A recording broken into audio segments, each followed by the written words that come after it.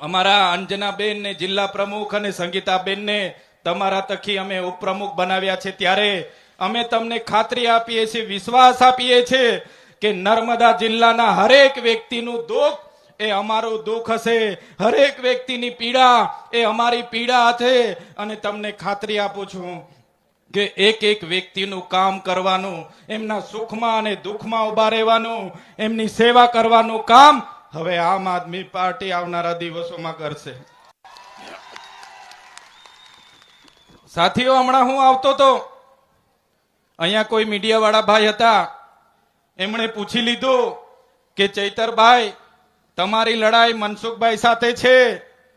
મનસુખભાઈ સાથે છે. ત્યારે મીડિયા વાળાને મેં કીધું, ભાઈ અમારી લડાઈ કોઈ મનસુખભાઈ સાથે નથી, અમારી લડાઈ એ સરકાર સામે છે, જેમણે 3000 ની પ્રતિમા બનાવી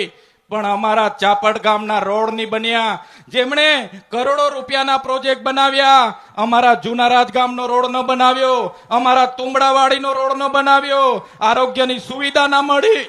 શિક્ષણ ના મળ્યું, અમારા બાળકોને રોજગારી નહીં મળી, એની સામેની અમારી લડાઈ છે.